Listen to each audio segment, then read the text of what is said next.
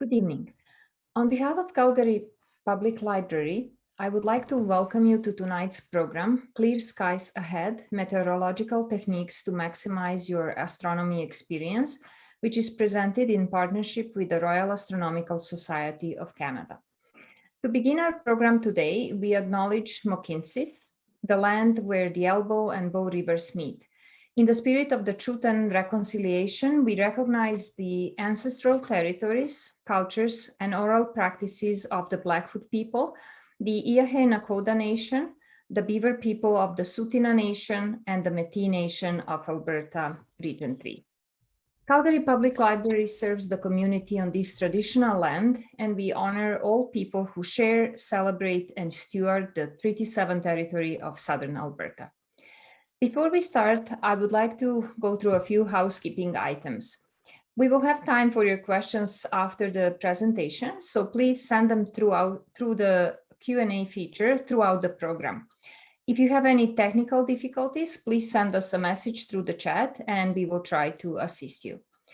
And now I would like to ask Simon Poole, the president of the Royal Astronomical Society of Canada's Calgary Centre, to take over. Thank you.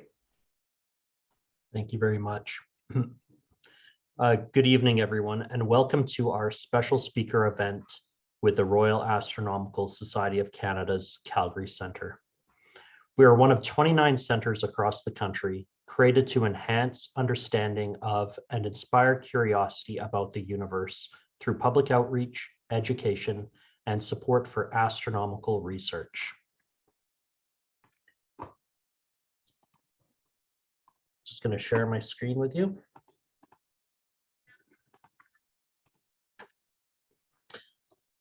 You do not need to live in Calgary or even in Canada to join our centre. If you like this program and would like to support our nonprofit organization so that we can continue to have more events just like this, please don't hesitate to join us. Information about joining can be found in the chat window. Your membership comes with the world-renowned Observer's Handbook. Also, with the membership comes a subscription to the premier night sky magazine Sky News and the Journal of the Royal Astronomical Society of Canada, which contains the latest research into various astronomical topics. You will become a member of a community of professionals and amateurs who share a common passion for the night sky. Join us for social events, star parties, and much more. The Royal Astronomical Society of Canada also offers observing programs where you can earn certificates and pins by finding a certain number of great celestial objects in the night sky.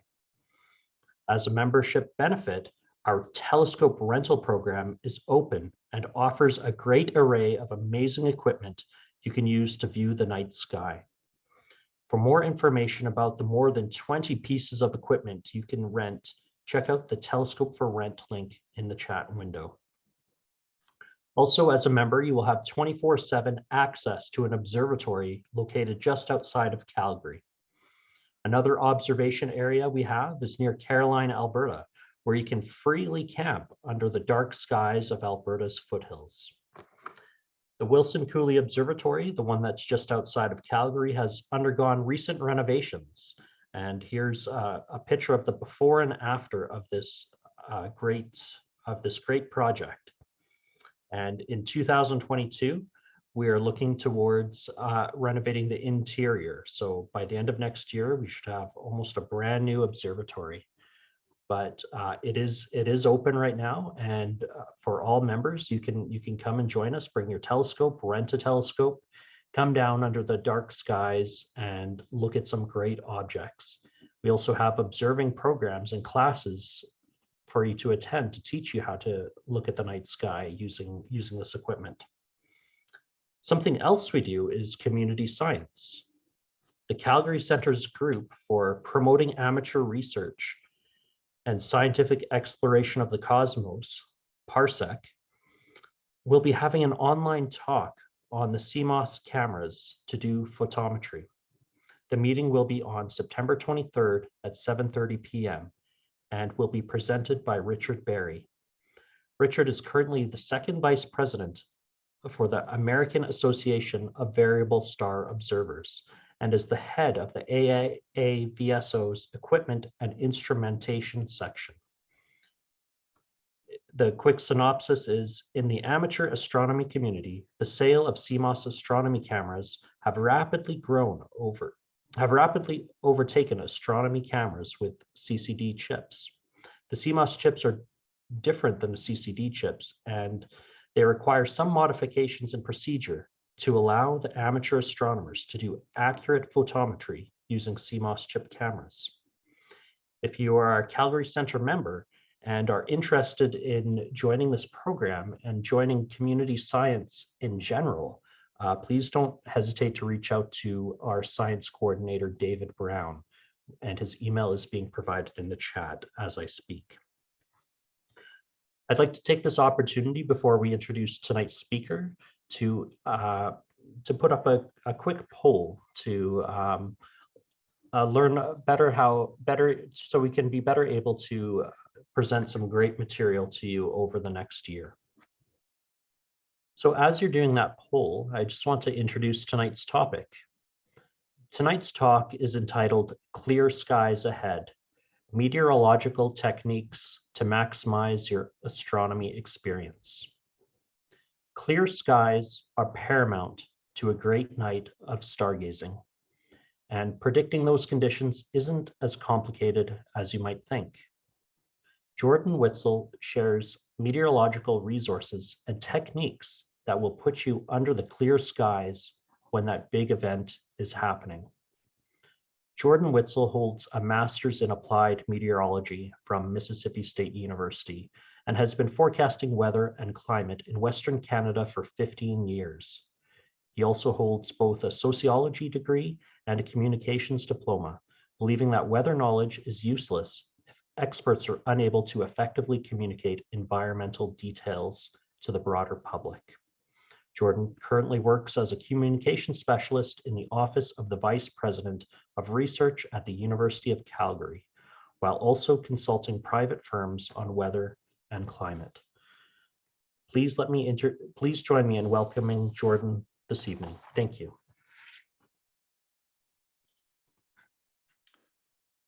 Simon, thank you so much for the generous introduction and sharing some of my biography. And I think what we really try and hit on tonight in all of that is, can a weather expert try and communicate what is at times some complicated information, or some information that may be confused as to how you have previously learned it and understood it, depending on your level of expertise with meteorology. Can I communicate to you, the general public and astronomy enthusiasts, in a way that makes sense and further enhances your ability to just enjoy your hobby, or even on many levels enjoy your profession a little bit more as it might pertain to the science of our skies. So without further delay, I've got 45 minutes that I want to run through with you, and then we are going to take the opportunity to open up to some questions to even bring some clarity to points that I present tonight.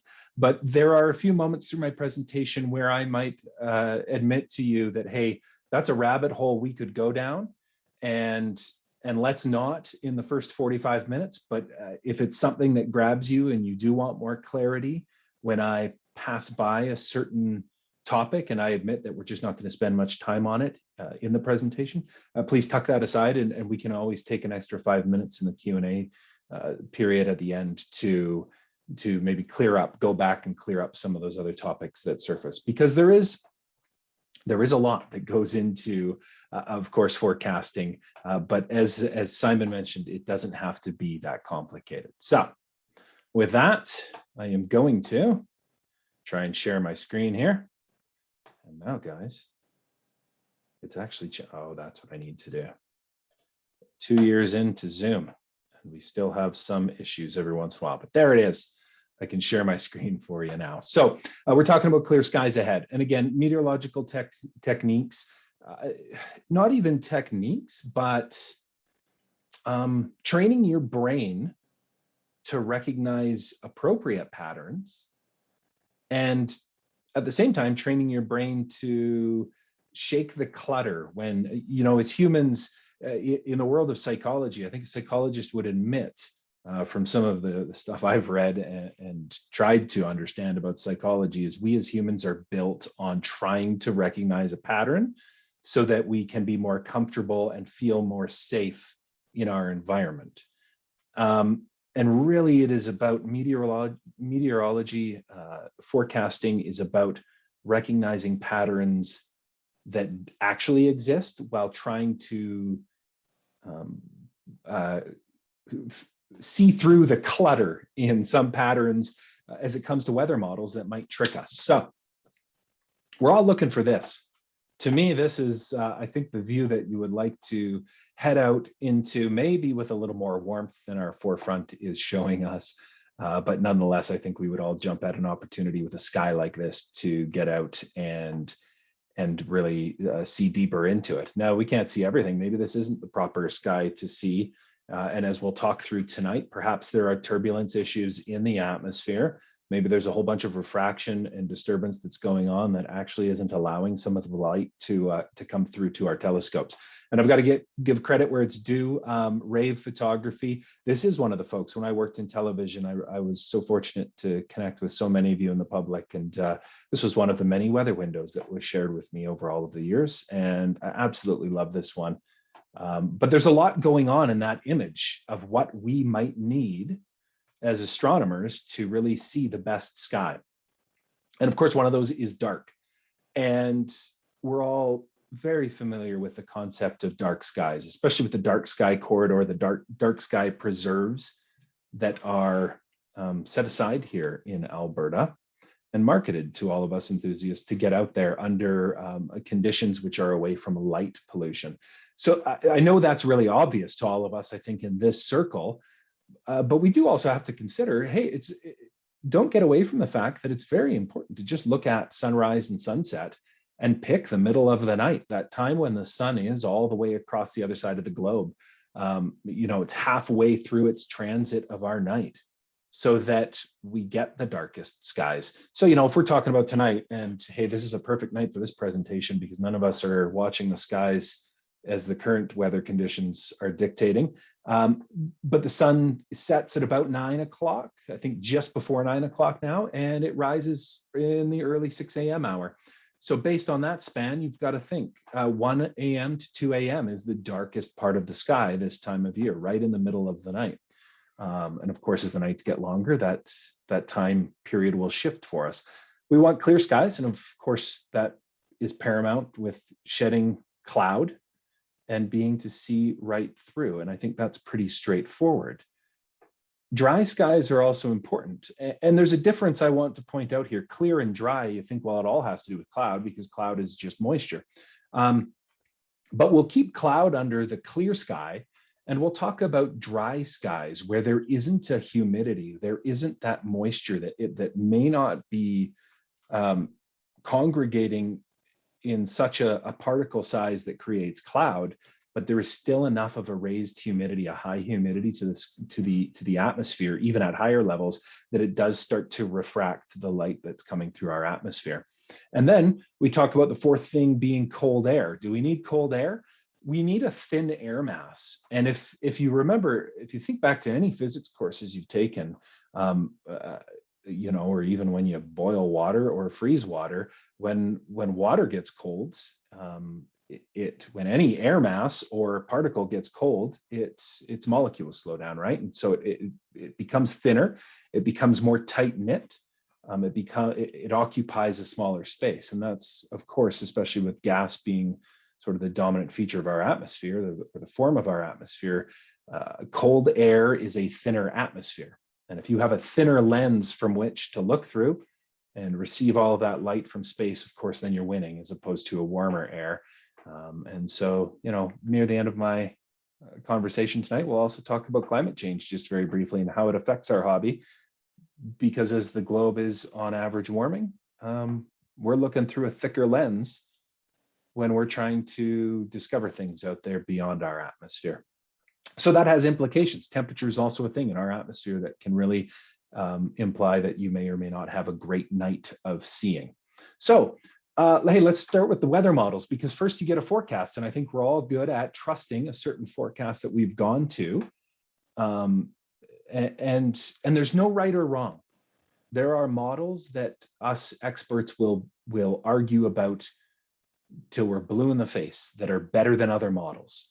But really, this is where pattern recognition comes into play. And which models do you personally just feel better about, as you've been able to recognize when a pattern is flawed in a model, or a weather pattern that is being displayed is more accurate.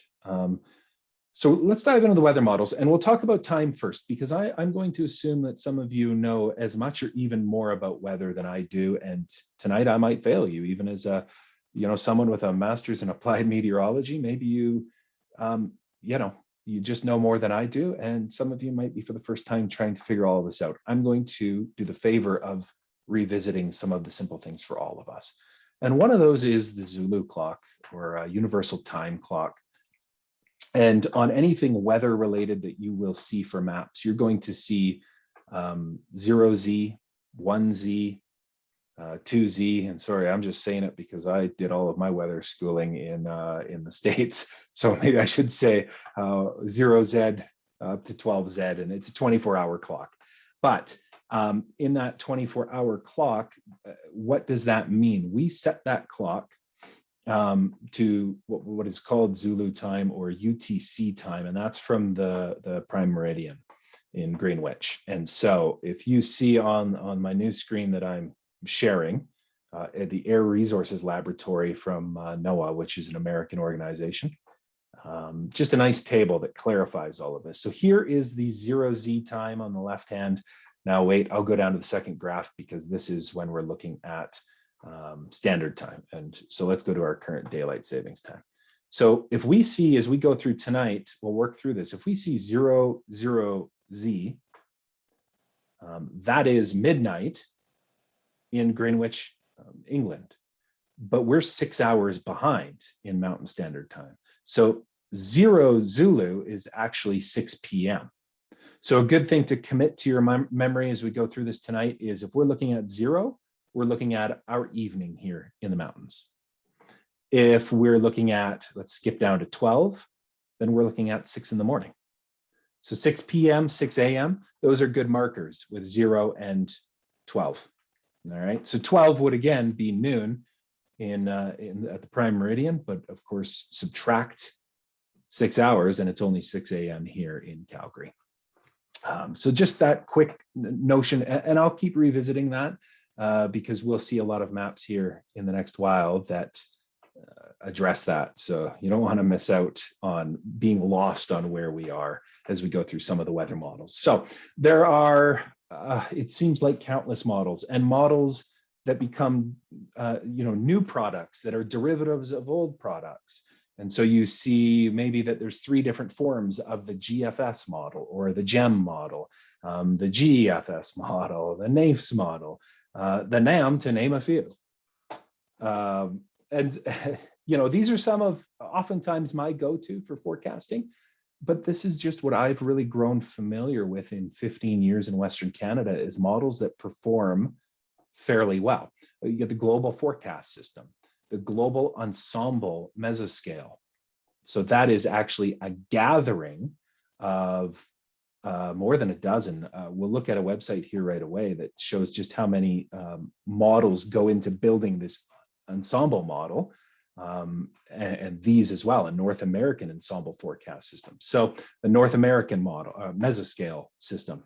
So there are so many options that you can pour over for models, and we will jump to a resource that I'll share with you that you'll be able to access through either through RASC or through the public library. And that is just a good summary of what some of these models bring to the table, so that you can really work through and start to understand the models that you may have been accessing for years and years and years, or maybe you start to decide, this is what might perform best for my needs. I'll give you a few tips as we work through this, but I do really like the GFS. I do like the European Canadian model. And I also like NAIFS, the North American Ensemble Forecast. Some perform better than others. So the global forecast system, and this page here, you'll see that you can peruse, it's just a good summary of what these models are offering. So you click on the global forecast system, it's going to tell you a little bit about what you're dealing with.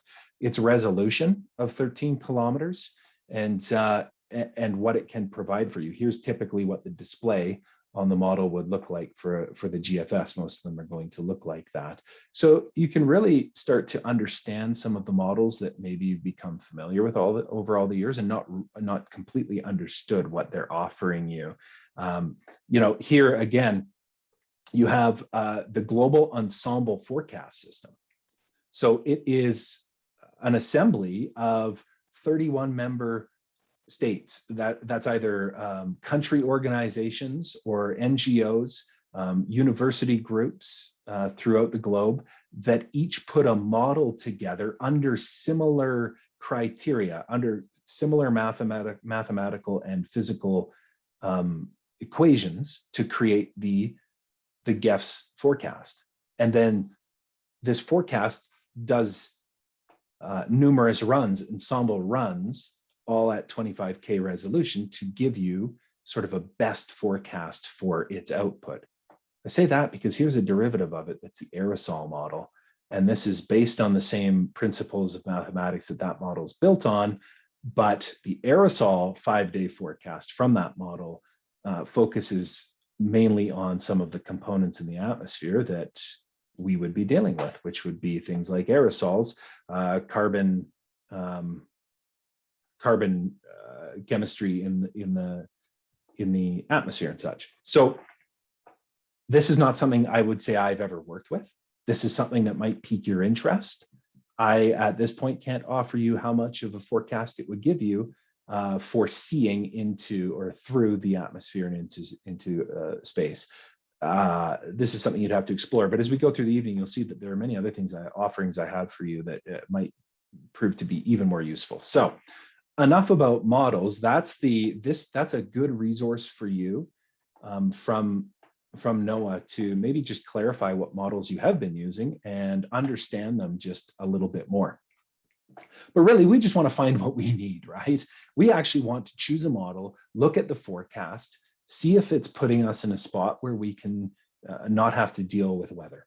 So part of NOAA and NCEP is their actual model offerings. And these are all American or global ensemble models. This is, of course, the National Weather Service operated under NOAA. So it's an American product. It doesn't have some of the Canadian models in that, but I will get to those in just a little bit. And I'll show you what is actually some of my favorite stuff from out of a group in Winnipeg that provides the best forecasting outlook for my use. I use it every day. I use it professionally every day. And that's not this. I do touch in on this model guidance, but this is your classic view of models. So we run through this. This is one way, you can get the initial forecast from Environment Canada.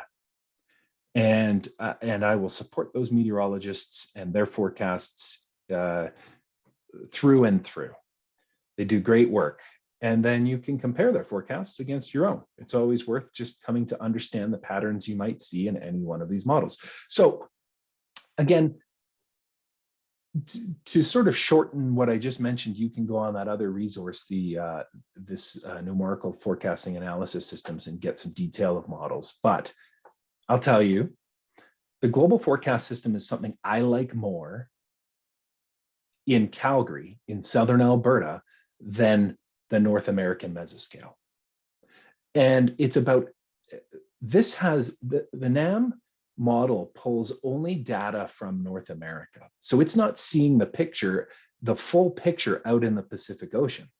The global forecast system is pulling data from further west and even into parts of Asia in order to mathematically create those visual models that we use. So you're seeing a bigger picture. But because of that, your resolution with GFS isn't quite as accurate. It might show rain or cloud popping up over Calgary, and when it actually happens a day later, it never got cloudy in Calgary, it got cloudy in Lethbridge. It never pushed further north. That's the resolution. The NAM might show you better resolution, that it suggested the cloud was going to come into Calgary, but it actually pushed to Okotoks and stopped at our doorstep. There's just a closer resolution to some of these models. At the same time, you're not putting enough, in my opinion, you're not putting enough information into something like the North American mesoscale in order to get a clear picture here in Alberta. I think this performs better further east in the continent.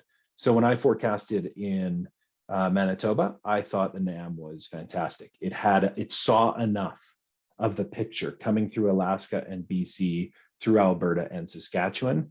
It had enough time to resolve what was happening in Western North America to give a very accurate and tight resolution picture to a forecast in Winnipeg. Doesn't do as good of a job in Calgary, but that's my opinion. Some forecasters might think that's a little bit better. But here are, you can go into the GFS, the Global Forecast System. And this is something I would do on any morning I'm forecasting. North America, that's what I'm dealing with. And then you have all of these options. So if I just want to know where it's going to rain, I can go precipitation every 3 hours. Okay. And I can, over here, just loop it all. So I'm working down the page. I can pick all these different layers of the atmosphere here. And you might be very familiar with them or not at all, but dealing in millibars, precipitation is just one tool that the GFS will give us data on, or an output on.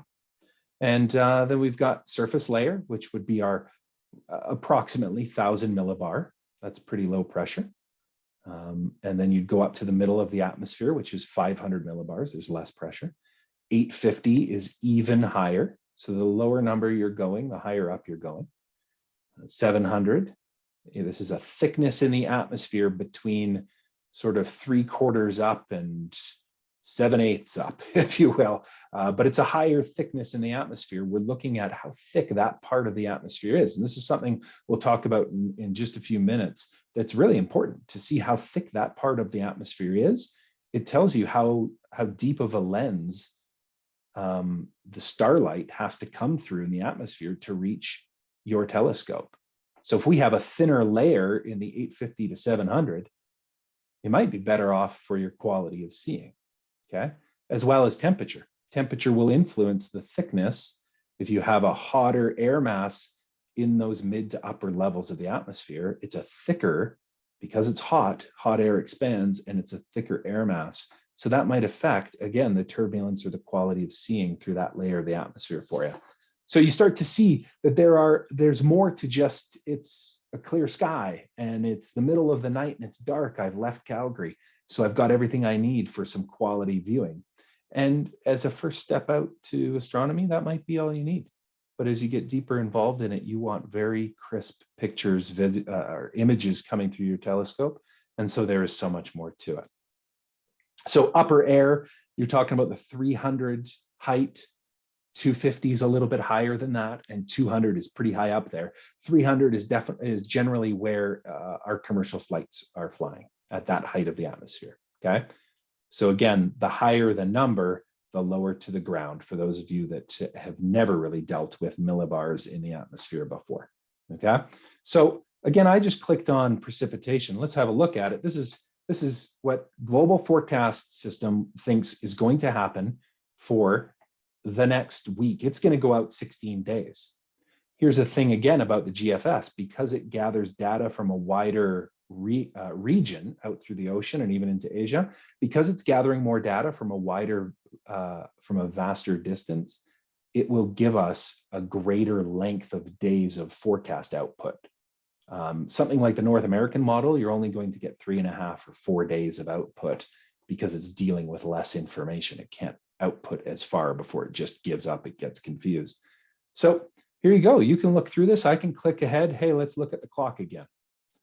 Here is 12 UTC on the 20th of August. So this is tomorrow at noon at the prime meridian.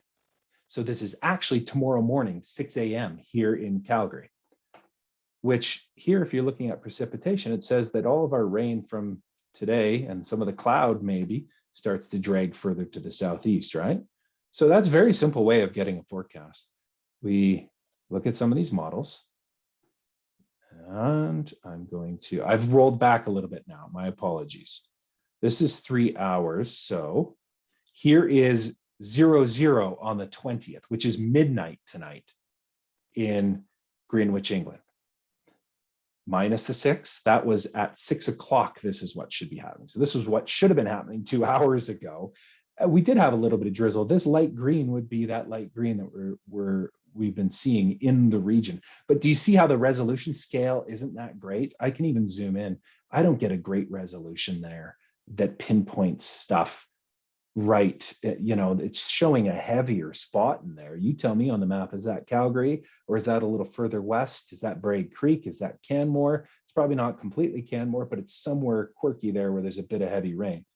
Okay, so I know we're not concerned about rain, but I want you to, we're concerned about the cloud, and I want you to start to see some of what these models have to offer, because there are things in here that would be very important to us having a clear sky, even if there's no cloud.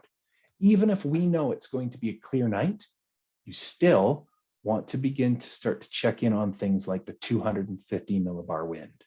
That's where our jet stream is going to sit, anywhere from 200 to 300. So this is showing us our jet stream way up at flight level. So this is the same thing that pilots, I've never flown a plane. I know very minimal about flying, but this is, to my understanding, what pilots flying from Vancouver to Toronto may try to hook up onto to save both flight time and fuel. If they can get into a stream in the river that's flowing faster, then they can speed along. It's kind of like dropping that feather in the river, and if it hits the middle of the river, the fastest spot of the river, it's going to zoom along a lot faster.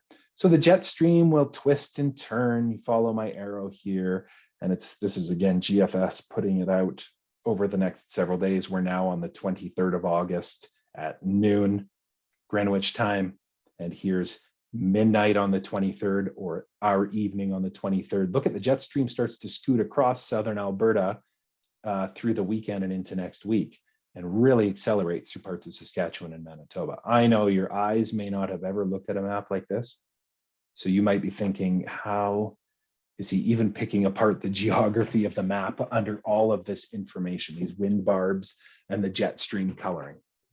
It takes practice to recognize patterns that might be going astray in these models. It takes practice trusting what models work best for you, and don't trick your brain as much into seeing what's actually happening. And we'll dive. I'm going to show you a better product. In the end, I'm going to show you what I like as a better product, a Canadian product that shows you the same models, but in a different, we'll go back and it's not going to look like this. It's easier to read for much of that information. Okay, so let's go back here because I do want to reset this if we want to come back to it. But we can go into the North American ensemble forecast. That's a different model. It has different inputs, different criteria for the data that it collects and how it materializes that data in equations. And then it has a different output because of that. So it might show us a 250 wind. See, this also goes out because it's a North American ensemble forecast. It gets a longer distance to it all. Let's go to the 23rd and see if it agrees with, see how it's, because it's an ensemble and it's done dozens of runs on the same data, there's more variation. There's more, there are more outliers of data of what the model is determining might happen by the 23rd. So I wanted to see if this was going to give us the same thing the GFS gave on the jet stream. It does give a little bit there. See, so at the end of the day, it still resolves by, there's midnight on the 24th, which is really 6 hours earlier, the evening, 6 p.m. on the 23rd here at home. And so it looks like we're going to get a little bit of a jet stream overhead southern Alberta and really accelerating into Saskatchewan that evening and through the overnight. Does that have implication on things? Does that create any sort of weather? We'll talk about that in just a little bit. That's a lot on models, and you can, again, that's for you to take and run. You can start to understand those models a little bit more and investigate them and try and put your own forecast together. Or at the end of the day, you can just take Environment Canada's forecast and then apply it to a few tricks that I'm going to show you here coming up that might work. But here's something really cool. I didn't know this existed. So this might be something you guys all know about. For 2 minutes here, you're going to glaze over because you're laughing at me. I didn't know this existed. But Environment Canada has some, what they tout is still some new products. Switch over here and go to my next tab. And it's an astronomy tab from Environment Canada. And so they've started to develop some very specific models for astronomy, which I think is, I think it's incredible. They know exactly, it's what we were talking about. Do we have dark skies and clear? Dark skies should be pretty easy for all of us. Time of night and get away from light pollution, right? Excuse me, I'm gonna have some water. But here's the clear skies cloud forecast that I talked about right at the beginning, right? We needed dark skies, clear skies, dry skies, and I said cold air, but we need a thin lens, a thinner lens in the atmosphere. That's what Environment Canada is doing with these models. It's trying to give you those things. So there's a cloud forecast up to 48 hours. So, hey, it's Thursday and you want to go watch the sky on Saturday. Let's go to our 48-hour cloud forecast that these new models have put together specific for that. Here again, we're going to deal with Western Canada, and you've got two options. This is just the time that the models update. So you can see how models have changed a little bit over the day. So this one updated at 0 UTC, which was midnight Greenwich, which is actually 6 p.m. here. So this just updated 2 hours ago. This is the freshest one that we'll get for today. This one's not going to update until tomorrow morning at 6 a.m. The last time it updated was this morning at 6 a.m. So all day we would have been good looking at this fresh material. 2 hours ago, this was the fresh run. But we can compare how the fresh run sits against an earlier run on the model this morning. But we go to an animation. I should have looked at well, this is pretty basic for coloring. So if you play it, it's still going to show that there's a lot of cloud to deal with over the next here. See, this is still, wait a minute, we got to get the timing right. Sometimes it's good to just stop the clock. So let's go to something we know. Oh, I went to the beginning. See, this is still on the 19th. So this is still a run as the rain was arriving through today. So there's a little confirmation here that we can go, yeah, this actually did happen. I can kind of trust this pattern because it's showing me what happened. Let's see the clock. Here's the 19th there's 10, 11, 12. This is this morning. 12 is really our morning, right? 12Z is our morning on the 19th. Yeah, there was cloud there and it quickly moved into the Calgary area through the noon period in the afternoon. So there's our cloud. We're now see it's the 19th. I'm trying to go, here's the 20th. Let's go to the 20th in the morning. Hey, look, it might start to break up tomorrow morning for cloud, right? Now in the day, we're not really going to deal with any kind of stargazing. Well, we might, I guess, right? Look at the moon if it's up there. But here's, all right, here's the 21st at midnight, which is really tomorrow evening. It's the 20th at 6 p.m. We're starting to, I don't know, we're starting to get less cloud in the foothills, but the mountains still don't look great. You look out at Wilson Coulee, I don't know, this still doesn't look great for cloud cover here nestled up against the foothills, right? So there are your images. That started, I feel like that one didn't update properly because that was not the right time. Let's see what T48 does. It's only taken us to the 21st, so it's old data there. See what this one is. Maybe they populated it wrong. Now this one almost looks like it was the one that actually, I'm just going out to see. I want to get us to Saturday night is what I'm trying to do. And I thought that other run would have done it, but this is here we go. Now this is the best we're going to do. This is Saturday morning. So not enough yet. And there's still broken cloud cover. Okay, that's one model. We spent too much time on this, I think. Let me go back to the other models.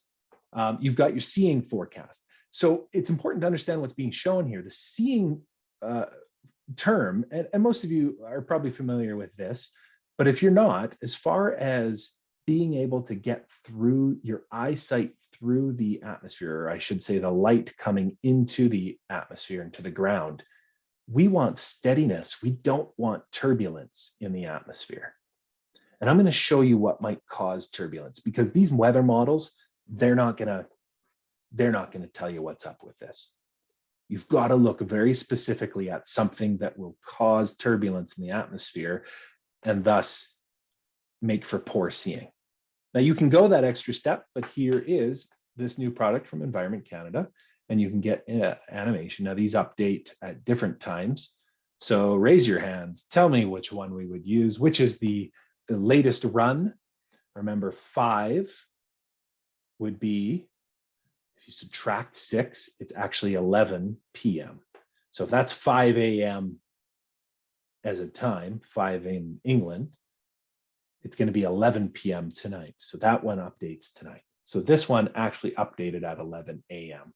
This is the best one we're going to get. But this is a seeing forecast, and you want dark blue. It gives you some legend down here of what you want, right? This is for perfect motionless diffraction pattern. You want a category 5 on this map, right? So in that, what you really want to match is that dark blue. That's the category 5 is what they're presenting. So we want medium to dark blue, and I think we're going to be doing pretty good in this map, okay? So these are things you can play around with. I'll show you this. We'll share this information with you as you depart the meeting tonight, but a great product. Again, this might be boring you because you already knew this product existed and you played along with it.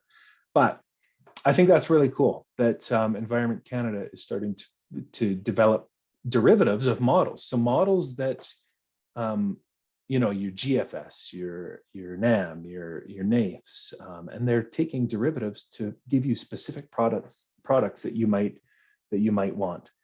Firesmoke.ca. This is a really good product, Canadian product, and you're going to love this map, not only for your forecasting for astronomy, but I think the way our lives have been lived in the last many summers. This is a fantastic map. So it shows you where all the fires are burning. It uses GIS system that combines it with a number of wind velocity maps. It's wind forecasting as to where those smoke plumes might be pushed in the coming days. So it's a pretty simple product, but it's great for us. And so, you know, we might have all the perfect conditions come, you know, let's say this Sunday, perfect for astronomy, but just by chance, new fires have popped up tomorrow and Saturday in southeastern BC, and that jet stream that we know is coming on the 23rd and sweeps through, that jet is going to pull all of that smoke plume from Washington and BC that goes straight up into the atmosphere, and that jet stream at flight level is going to bring it right across the mountains and into Alberta. So again, if you think about levels of the atmosphere, those mountaintops are sitting at probably 700 millibars, give or take. So you still got, wait, did I do that right? Not 700, sorry. I'm going the wrong end. 850 to 500 that some of those are sitting at. And then you think about going even higher in the atmosphere with a lower number, 300 is flight level. So you get smoke that plumes up into the jet stream at 300 millibars, and it's going to clear well over the mountains and come right down into our province. And then there are other things that can push it to the ground. But we know for astronomy purposes, all we need is smoke overhead. It doesn't even have to deteriorate our air quality at the surface as far as living as humans. It's going to block out any light coming into the atmosphere. Oh, did I take you back to the presentation? Yes. This is my favorite. So this is spotweather.com. And now we'll jump back over and I'll show you spot weather. And so I'm taking a step back again.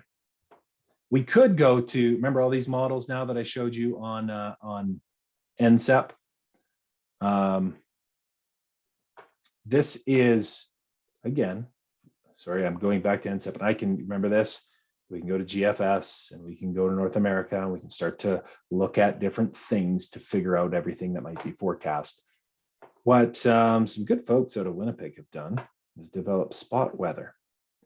And You can. I've got the set on Calgary. Let's, you know what? Let's do this. Oh, no, that went to the American. Here we go. See, you can get, it'll take you everywhere. So here we are. And now we have options at some models specific to this area. And these hatched boxes are their resolution area.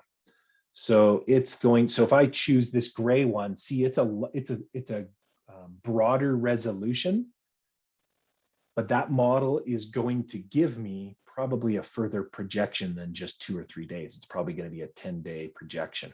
And so if I look down here, I can't remember which one is gray.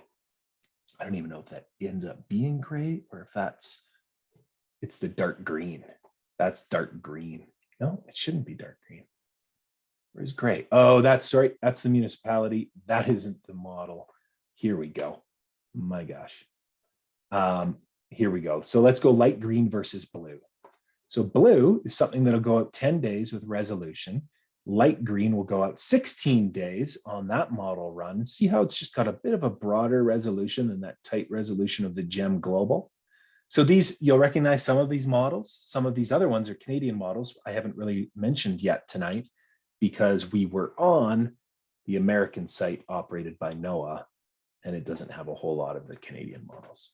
I love this. This site is great, and here's why. When I choose a model, and I love GEM, I love this model for a 3-day forecast. See how it's just different? It's a different visual than, I know I'm jumping back and forth here, but let's go. This is GFS that I'm in. It's a different model, but it's on NOAA's website. This is one visual response that we can react to. All right, I'll stop that. Or, oh heck, let me do this. Let's just do GFS. Here is, where did I miss it? Why am I blind? GFS. Same thing, right? But look at how much easier this is to read if you just want to put a forecast together. Here's your cloud layer. We're not going to, GFS is saying we're not going to be totally clear until maybe Friday of next week. I don't fully believe that. And again, I don't always like GFS. But this model is saying that, look at it saying there's still some rain for this evening. It pauses overnight. I'll get my arrow out of there, but there's more rain for Friday, a few sprinkles. It says there's going to be periods of rain Sunday and Monday next week. It gives us all this data. I know all of this isn't useful to astronomy, but this might be your first look after going to Environment Canada. Environment Canada says it's going to be, this isn't what they actually say. This is a hypothetical. They're saying it's going to be sunny on Saturday. Okay, so it's sunny on Saturday. Well, let's come into some of the models and see if it's actually going to be sunny on Saturday. Well, GFS says it's going to be cloudy. Okay, what's going on there? And there are other things here. Hey, look, these temperature trends. Isn't this just so much easier to read all in one screen? They're taking the same data, the same model run. They're just presenting it visually in a much nicer way than if you were to go to this image on map, right? And this is only showing us precipitation and 1,000 to 500 thickness, which is the pressure levels, the highs and the lows that we're seeing. We'll talk about some of that coming up here. But then you have to go back to look at the wind at 250 or 10-meter wind. Okay, so this has 10-meter wind and precipitation. I hate this. I don't like looking at this, right? So I have to find a specific day on the clock. I have to make sure it corresponds UTC time to what is our local time. Now try and find Calgary in here and tell me that we're going to have a north wind or a northeast wind or a north. It's a lot. How about we just go here and we go to our winds and the visual for tomorrow at noon. There's the wind. I got to get my cursor off of it. But if you look at noon on Friday, you can see that it's going to be a north wind at about 10 kilometers. We can put it on here and it's going to tell us. North, 11 kilometer per hour winds with 13K gust. That's just a projection from the GFS model. Let's go to Friday noon and see on another model if it gives us the same thing. So let's go, that was GFS, which was way down here. Let's go to the GEM regional, which is something with a bit better resolution than the GEM global. But here's noon on Friday. Hey, look at 7 to 17. It says it's going to be about the same light winds, but potentially there are greater gusts. You can play around all day and spend as much time as you want to forecasting, but you see how quickly you've got to come to trust or respect the output of certain models over other ones. And this takes years of experience and matching what models said versus what actually happened. It can get pretty frustrating. And this can be a rabbit hole that most of you don't have to go down, but you can match. Let's go back to Environment Canada said Sunday is going to be sunny, or sorry, I'll say I should turn the corner to overnight. It's going to be clear Sunday at midnight. But all of these models are saying that it isn't. Then what's going on here? Do you trust what the meteorologists are saying at Environment Canada? Or have they and their systems made a mistake? And you trust these models just a little bit more than you trust their interpretation for that forecast. That might change where you decide to go for astronomy. All right, so let's turn back to my presentation here. That's all of the, these are all of the resources that are out there and so much more that is available to you publicly that you can access and start to become a better forecaster. But let's go beyond the forecast. So somehow you've decided between what Environment Canada has forecast for Southern Alberta for Sunday night and what you've looked at models, you've decided we're going to have a perfectly clear and dark night on Sunday. But let's go beyond it. What are some things for astronomy that those weather models aren't going to tell you? The weather models, us meteorologists only care about our weather. I'm sorry. When I worked in TV, I know that Simon, a lot of the great folks, you guys would come in from Rask on our show. We loved having you on our morning show. But I knew there was a tension because it was the weather guy that was always messing it up for the astronomers. And more than anything, us weather people, we just wanted to be right and have clear skies or rain if it was needed, and we'd leave it at that. But let's go beyond the weather and our weather forecast to things that could tip you off to that turbulence and the thickness of the atmosphere that might still affect how well you see what you're looking for. And there are certain things that create turbulence in our skies here in Southern Alberta, in the Southern foothills specifically. So even when you're removing yourself from Calgary, you're getting out of the light pollution and you're heading into one of our dark sky preserves. Here are some things that you want to look for beyond the weather forecast. What are other things on these weather maps that you can pick apart and think, I still bet the atmosphere is going to be turbulent and it's not going to be a great night for seeing? High pressure from the north. This is really this is northern Alberta we're talking about, is where you'll spot this high pressure. It can do two things. One of them is what it's doing now. It's putting cloud against the mountains. This is an actual event right now outside. This is what's happening. High pressure from the north is putting clouds up against the mountains. So of course, the cloud, it's ruined it for us. But even if it's not this close to the mountains, it can create haze pollution from a longer lived subsidence. So subsidence is actually generally a good thing if we're looking for sunshine. Subsiding air, sinking air. And the problem with that for astronomy is that sinking air starts to cling to the area. It's a prolonged event which pulls pollution down into the lower levels of the atmosphere. And while it's sunny, it's great weather, these are the days, these are the events when you can see, when you get up on some of the foothills and you can see Calgary and it's polluted.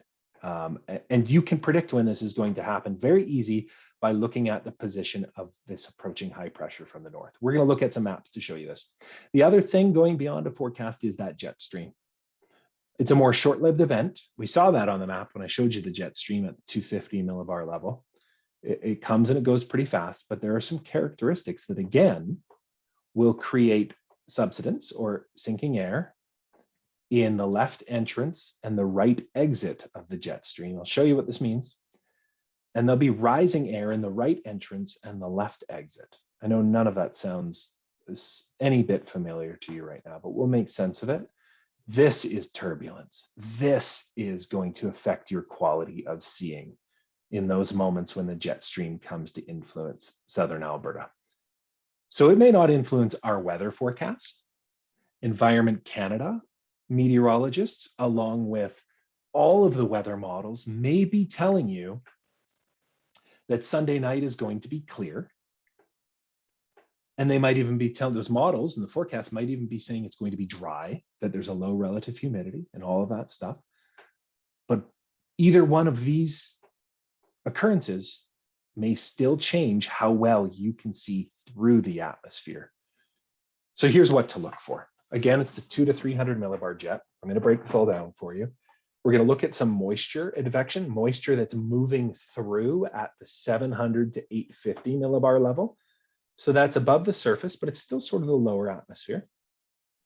And then we're also going to look at temperature or a thickness. You can look at the temperature at the 850 millibar, which is really halfway between the 1000 to 500 millibar. And that there's a thickness map for that, or you can look at the 850 temperature, because if the 850 temperature is hot, if it's showing hotter air at 850 over Calgary, then you can expect that the atmosphere is going to be thicker in that area because hot air is going to expand the atmosphere. So we're dealing with maybe some of these levels up and over the mountains. This is yet another photographer. I think this is Ray. This is Ray Photography again, shared this with me just last year as part of a weather window for television viewers. That's where we're wanting to be when we're looking at this stuff. So high pressure from the north, clouds against the mountains, or haze pollution from subsidence or subsidence, as some would say. Let's go. No, that's not what I need to do. I need to stay on this presentation. Here it is. So here's the deal. You've got high pressure coming in from the north and low pressure to our southeast. This is the rotation. If you've ever taken an intro to any sort of weather forecasting or seen any of our weather maps, high pressure, the air rotates clockwise around high pressure. But on this eastern edge, it sinks. And on the southwestern western edge, it rises. And then it sinks and rises and sinks and rises. And there's that rotation around a center of high pressure in the atmosphere. Conversely, low pressure, where a lot of weather will happen with your warm front and your cold front, but the rotation is opposite. Oops, I need to go back. Hang on here. I need to inspect it. The rotation is opposite. But when you get this pinwheel effect, and interestingly enough, this is actually the weather setup that created our floods in 2013. Here's the mountains. Yes, this very elementary drawing, this curved part is the mountains of central and southern Alberta. And when you get that pinwheel effect, the low pressure draws moisture back into the high pressure, and both of that colliding into the mountains will cause that cloud against the mountains and the rain. That's exactly what's going on right now. This is the GFS model from yesterday that I took. I wanted the most recent image of this for you. So let's look at this map. Can you pick out Alberta? Here's Alberta. Here's northern Alberta. If you follow my cursor, here's the bend in and around Jasper, down through the Rockies of southern Alberta. Here is the general vicinity of Calgary. Look at the high pressure to the north and low pressure to the east or to the south. That low pressure winding counterclockwise, bringing moisture to collide with the high pressure. This model was tricked. It didn't say we were getting as much rain as we ended up getting already today and will likely overnight tonight, because it placed the high pressure a little bit further north than it actually proceeded southward. So this is one example, but what I want you to be clear of is if you spot high pressure up in northern Alberta and low pressure down here, it's a done deal. No matter what models are telling you, sprinkles of rain, you can count on it 9 times out of 10 being pouring rain, okay? And today, I think as a result of that, we saw heavier rain north of Calgary, but we saw heavy rain in parts of Alberta today. So that's a result of this setup. But if this high pressure, here's the second scenario, if this high pressure is actually centered more into northern Alberta, so if it actually is a little further south, that's going to create the other scenario of haze pollution. This is when When this high pressure is further south, this is when we have a stretch of 5 days of sunshine. It ends up sitting in place because the jet stream just ends up pinwheeling around that high pressure, and we get that sinking air on its eastern edge that just keeps pollution overhead and turbulence in the atmosphere. And so it may tell you, all of the forecasts may resolve that high pressure is going to be beautiful, clear weather, but it's not telling you all of the details. It's not giving you that specific air pollution subsidence type forecast. Some of those models, like that one that I haven't dealt with, I mentioned off the top of the evening, that the GEFS aerosol model may start to pull some of those characteristics in. Okay. Last topic here before we do move to Q&A, the jet stream. This is it's pretty interesting. It's short-lived, but it is going to create ripples in the atmosphere that you have in the past, you may have not had any understanding of why your image was flickering. Nothing seemed to focus no matter what you do. It just felt like there was a ghost in the way, like there was something from, why am I drawing a blank on the show? With the upside down world. Why can't I think of it right now? Someone will remind me in the Q&A or the chat. But like there's something otherworldly going on. This is the jet stream on a clear night still affecting your viewing capability. So the jet stream is generally going to move west to east. It's going to get a kink in it, as we saw in some of the maps, right? And when it gets that kink, whether it gets the kink or not, the jet stream is that fastest part of the moving wind. The best way to explain it is it's like a river, and it's the fastest point in the river right down the center of it. While moving in sort of a skipping rope fashion across North America, across the globe, is the jet stream. And every once in a while, parts of it will accelerate faster. And when they accelerate faster, it's the Bernoulli effect is somewhat in play. You have that entrance region, you have the funneling of air, it's accelerated through the tight spot of the jet, and then it slows down as it comes out, right? So there's that, there's that jet effect to it. But what happens is there's rotations that form around the jet. And this is where we get turbulence up there at the 300 to 200 millibar level that you don't even know are happening. They're happening there. It's these rotations around the jet, okay? So there's sinking air in the in the left entrance. So let's pretend we're looking downstream, we're looking downstream through the jet. On our left entrance, we've got sinking air. And on our right exit, we have sinking air. Conversely, on our right entrance, we have rising air. We can actually get little bits of cloud here and here because of that rising air. But more than anything, you're getting a circular rotation around this jet or circulation around this jet, which is creating turbulence in both directions. So here's a jet. This again was from yesterday. This was a big kink in the jet that was starting to take shape with the turbulent weather we've seen. It's more than just turbulence and clear sky turbulence, but I wanted to show you this jet. So you've got one here. Here's your entrance and your exit. And then it did this big kink and you had another acceleration up to the northeast. So here's your entrance, here's your exit. So let's pick this one apart. If you have your left entrance, you're going to have sinking air. And you have your right entrance, you're going to have rising air. But you have this over the top rotation and down around this jet of turbulent air.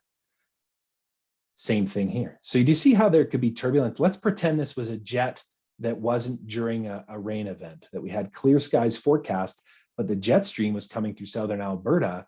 You can count on this all creating a whole bunch of turbulence in your ability to see.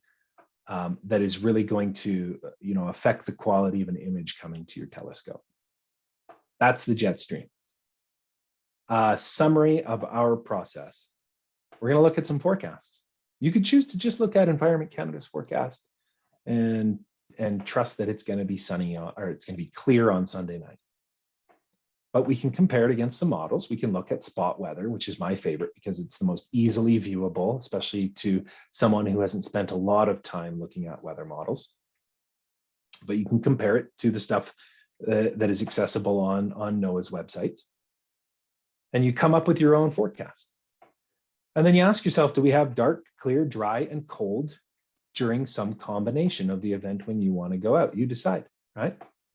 Okay, and cold, again, I should bump over here and show you quickly before we go to questions. And I know I'm just bumping over time here of what we wanted to spend, but I want to show you again on, I know I'm clicking fast, but we're just going to get to it. I'm going to go to the best visual is NAIFS. NAIFS, North American, 850 temperature. Watch these plumes. This is at the 850 level. You can see hot and cold air. We want cold air overhead. We're going to have a thinner atmosphere. This is a real quick one, right? This is really easy to determine.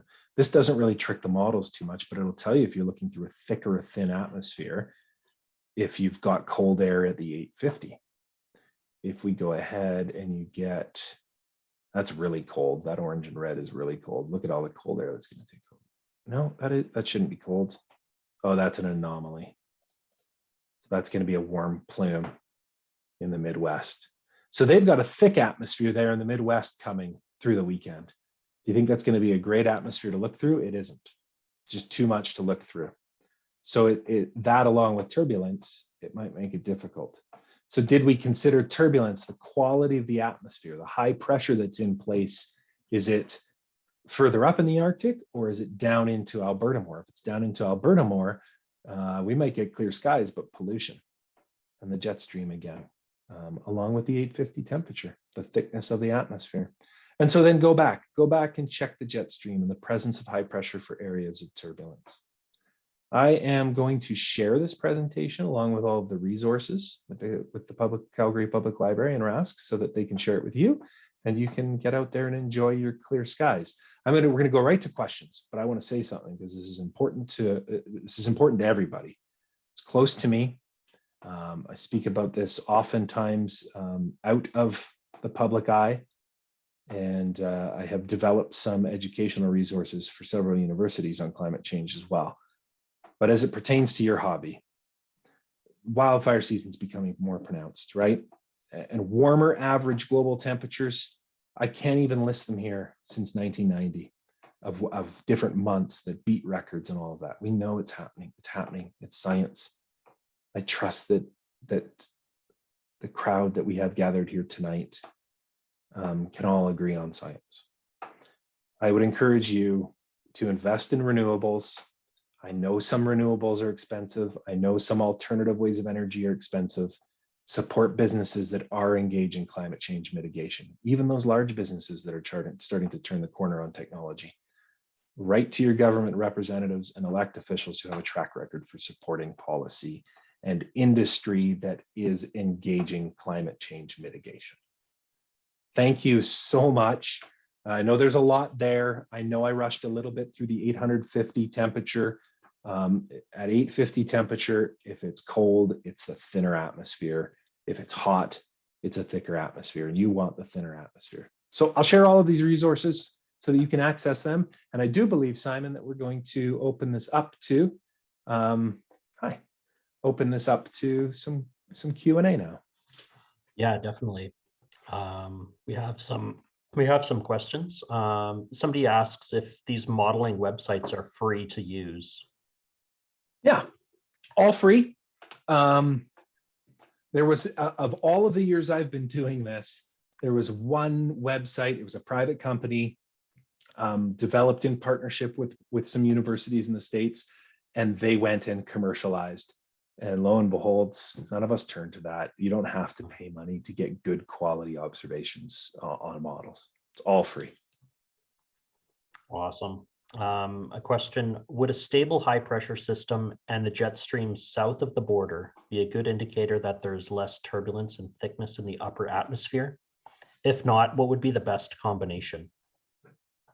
Okay, I think I have to read that one. Or maybe, okay, so would a stable high pressure system, So let's say we got that high pressure in central Alberta, and the jet stream south of the border be a good indicator that there's less turbulence and thickness in the upper atmosphere. Well, right away, that high pressure in place is going to mean that there is generally a little more thickness to the atmosphere. But the trade-off there is that you don't want low pressure, because low pressure is going to spin up into cyclogenesis right away, and you've got storms. So we're done with, right? We don't get to spend time outside looking at the stars. So high pressure is good because it, like you're pointing out, Brian, it's a stable system. It really depends. You're never going to get high pressure and the jet stream in close vicinity to play off of each other too much. So what will always dominate that situation is the high pressure. And with that, then you're just considering what kind of pollution is its eastern edge pushing down into the foothills. So I think I'll qualify that with saying that they're not going to influence each other too much. You'd have the jet stream. That high pressure is going to push the jet stream much further south or north. Great. No, thank you for that question. What can you say about satellite pollution? Anything we can do? No, I don't think you're.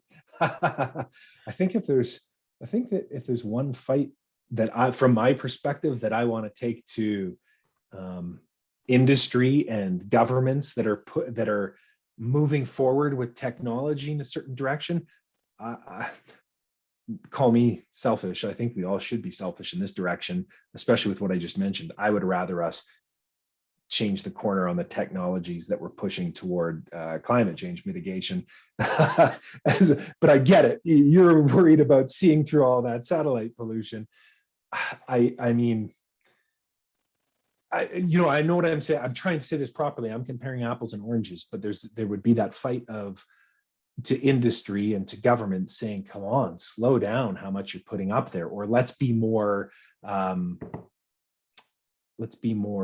targeted with when and where we're putting satellites so that we can continue to keep that pollution down. I guess what I'm saying is I won't join you in that fight because I'm already deep in the fight of, hey, let's encourage and invest in industries here on Earth that are trying to keep our climate in a better shape than it is. Yeah, I don't know. That's a hard thing for me to answer. That seems like a big fight. Yeah. Seems like a big fight, because I know that a lot of that is my tools that are up there blocking you. Here's a great question. Are there special issues doing predictions with the mixing of plains weather systems and mountain systems besides the upslope conditions already referenced? Okay. Oh, you took the question down. I was going to read it. Oh, it's in the chat. Sorry. Oh, is it in the chat? Okay, Yeah. because I wanted to. Okay, special issues doing predictions, the mixing of the plains weather systems, the mountain systems. The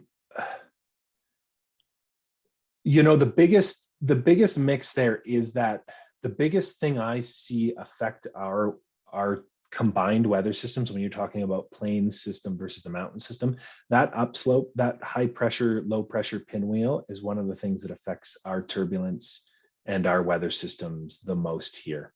I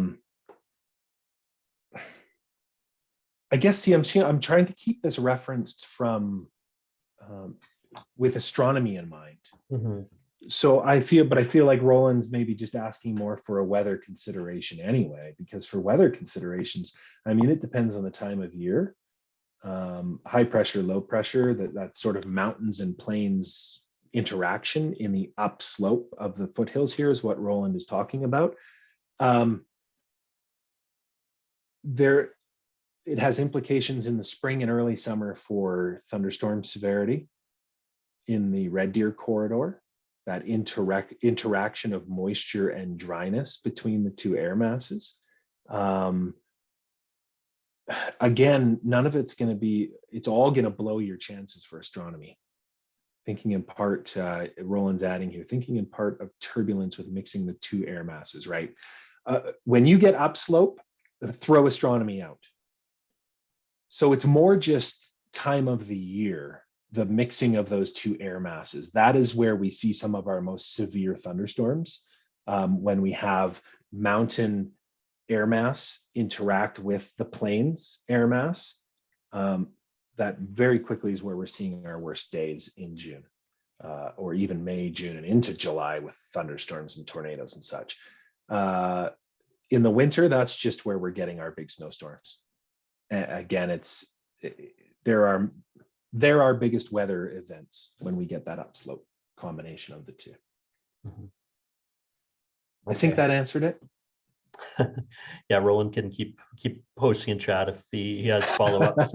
Okay.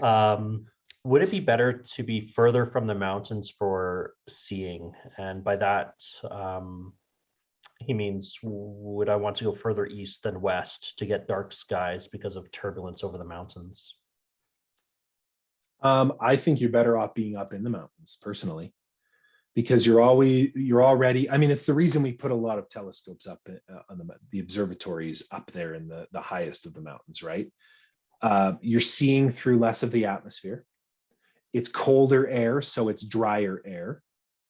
You've almost eliminated the 850 level. You're up above that. So you've eliminated any sort of moisture which may be moving from the Gulf of Mexico. So as that aside, or is it better to go east? You go east. The biggest problem with observing, completing successful astronomy in Winnipeg is now you're way down here. You've got moisture coming in from the Gulf of Mexico. You've got all of that humidity. You've got a thick atmosphere from daytime heating in the plains. All of that, you're looking through a rubber bouncy ball as opposed to a nice contact lens. And by getting up into the mountains, you've got that nice crisp contact lens, cold air, dry air, all of that just helps. Right, and I think there's a follow-up. So you're talking like higher in the mountains and not, say, the valleys. Yeah, no, the valleys are terrible because that'll be a micro scale example of what we talked about with high pressure moving into northern Alberta. So as that high pressure comes down, it's just polluting. Especially at night, the diurnal cycle, mountain cycle, will pull everything back down into the valleys through the evening, and you're not going to get a great situation. You might not see any of it to the naked eye, but there's enough pollution there mid-level in a valley that's going to make things just a little bit gross for you. Questions asked in the Q&A. Are large high pressure and low pressure systems defined by the jet stream, i.e. the omega block? Oh, okay. So this is the language I could have used in the question about the high pressure and the jet stream. The high pressure becomes the omega block. And that's the blocking of when I said the high pressure is going to be dominant and you're never really going to get an interaction with high pressure and the jet stream in close vicinity. High pressure sits in place, it holds, it's stable, it can start to pollute on its eastern and southern edge. But the omega block, for someone who's never heard that before, that's a blocking where, because it's so stable, any part of the jet stream that comes circulation across the globe that comes into a stationary high pressure, it's going to create a block and loop way around it. So you'll get jet streams accelerating way up in that loop and way down shooting out, but none of that jet where the accelerations are really going to influence the high pressure at all. It's the high pressure changing the direction of the jet stream. So when we talk about climate and global weather patterns, global circulation, it's omega blocks that throw a lot of stuff for a loop. They change. There's a massive change in the type of circulation that happens. Okay, no, that's great. No, thank you. If there's any more questions, don't hesitate to put them in the Q&A. Jordan, I have my own question. And how is humidity? How do you factor in the measure of humidity into kind of your astronomy evening? Humidity. I mean, when we talk about relative humidity, it's a difficult one because it's a percentage that the percentage is calculated based on the temperature of the air. And so at 30 degrees, we could have a relative humidity of 30%. And then at 0 degrees, we could have a relative humidity of 90%. And if you just look at that, you go, well, wow, there's way more moisture on the day at 0 degrees because relative humidity is 90%. But cold air can't hold as much moisture. So that 90%, this is going to be a terrible reference, and I can't believe I'm about to do this. But for any of you who've seen Anchorman, and thank God it's not Brick Tamlin that says it, it's what's his name character, the news reporter. He goes, 60% of the time it works all the time. It's kind of like that. It's like 90% of the time it's you're comparing percentages that it's apples and oranges. At the end of the day, you're better off having cold air, because cold air at 90%, if you corrected that to the 30 degrees, that 30 degree would probably drop down to 10% humidity. Does that make sense? So it's just because there's more, I've got cold air and I've got hot air. This cold air can only hold 5 grams of water. But this hot air can hold 20 grams of water. Do you see how the percentages would then be different? If it was full, they're both at 100% humidity, but when you compare them, that 100% humidity is 5 grams of water. This is 20 grams of water. I think I explained that better finally. I would still rather deal with 100% humidity in the cold air, because that's only 5 grams of water that I have to look through. Okay. And forgive me for not being an expert in meteorology. Is there a measure of absolute humidity, like the 5 grams and 20 grams? Yeah, we do have models that will pump out absolute humidity. They'll correct for that. I haven't looked at that in many years, because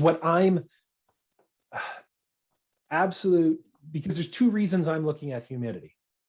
One is, what kind of weather is it going to cause? And I'm no longer really talking about humidity. I'm talking about the amount of moisture that's moving in. And that's where we're looking at the 850 temperature. And there is an absolute humidity that can connect on some of the models to that. When I'm talking about relative humidity, though, that's more of a comfort level for humans. Yeah. And that's a different perspective, right? It's just, hey, it's going to be hot and humid today. Everyone gets what that means. I don't think you would know what cold and humid even feels like, because there's just not enough moisture anyways in there. So in reflecting back to that for forecasting, I would be looking at what kind of moisture is moving in at the 850 level, because that's moisture availability to a storm. And that's where weather will happen. Okay, no, that's great. There's a question that just popped up regarding our discussion on humidity.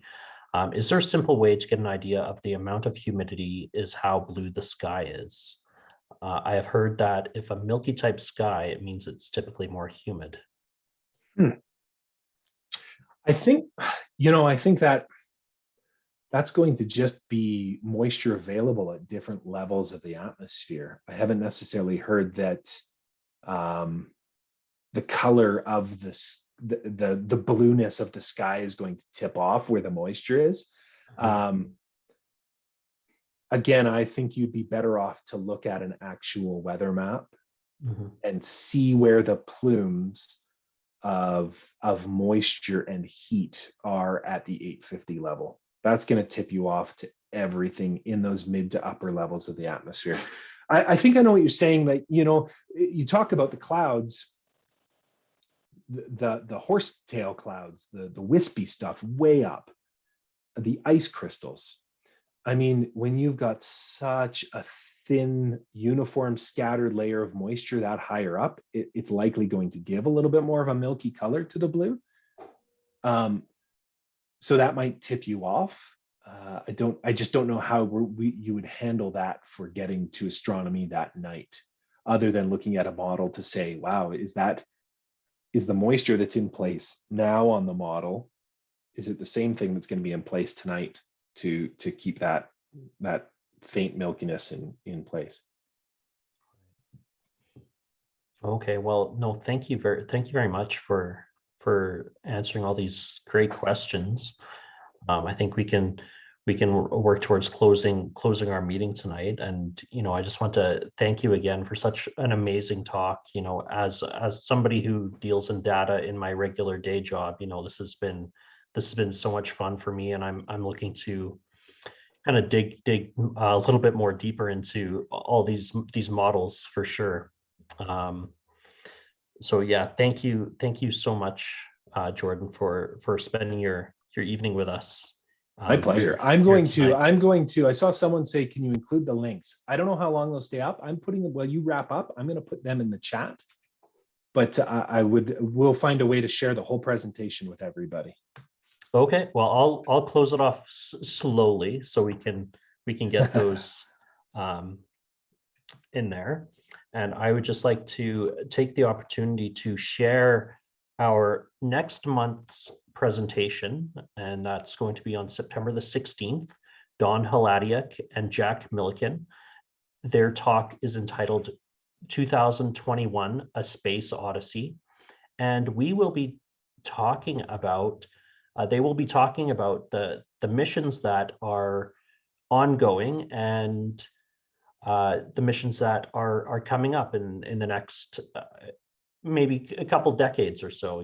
Here's a couple pictures of some upcoming missions, and we'll talk about how far we've come in space exploration and where we're going to be going, and that will factor into the search for life within our own solar system and beyond.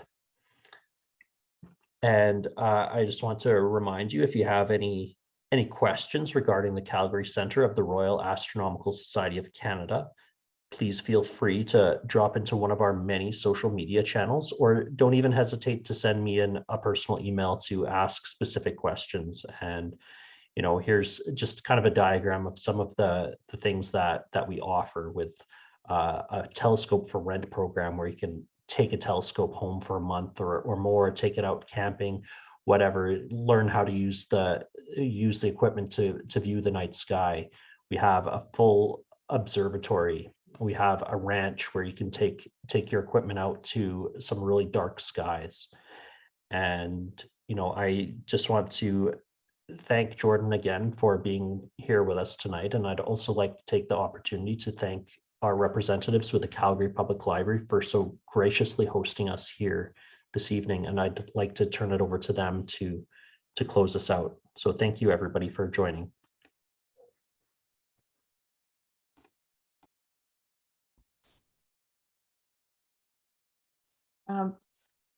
On behalf of the library as well, thank you, Jordan and Simon, and everyone who joined us tonight.